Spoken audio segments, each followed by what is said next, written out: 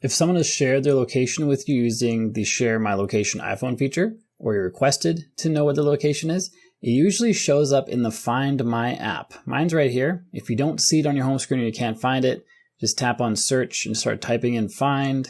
It'll show up here, or it'll show up as an option to download from the App Store. It's a default iPhone app. It's free, and it tells you a lot of stuff about your devices, including where you left them. Apparently, it showed my device in a different town a second ago.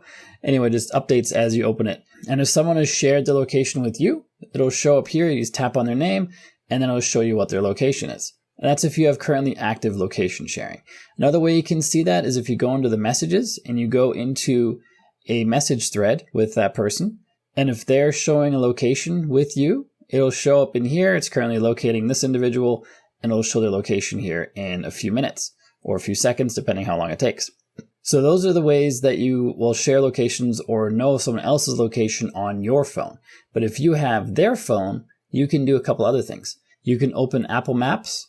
I've got mine in the navigation folder. Yours might be on the home screen, or you have to search for it.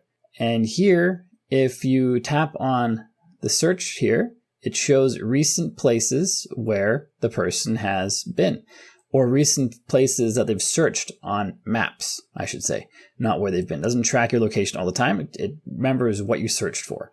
And Google Maps has a similar thing.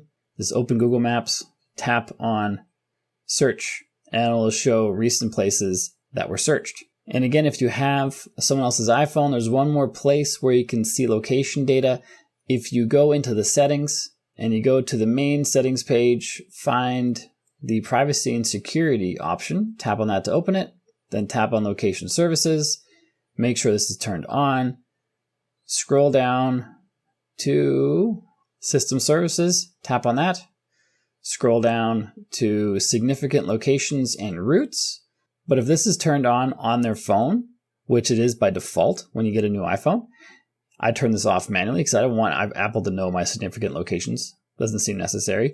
But when this is turned on, it's going to show places that your phone is most often. And this is not something you search for. This is something the phone does passively in the background. It collects data on you. So with the maps, it's only showing recent searches of places that someone has looked up. This will show where they've been, whether they looked it up or not. It's just a place that their phone happens to be a lot. So this is a pretty reliable source of information for someone's daily routine, I guess. Like I said, it's not something I like to share with Apple, so I just turn that off. But by default, it is turned on. So hopefully one of these options gets you what you're looking for. If you want to scam-proof your phone, then this PDF right here is for you. Just scan this QR code or click the link in the top of the description or on the pinned comment. It'll take you to the same place where you can download this free PDF document that I made for you to help you scam-proof your phone within the next hour. It's super simple. You just got to download the PDF and get the job done. And if you want to make sure your phone is not tracking you, like we saw just now with the significant locations, there's a bunch of other settings that your phone uses to track you.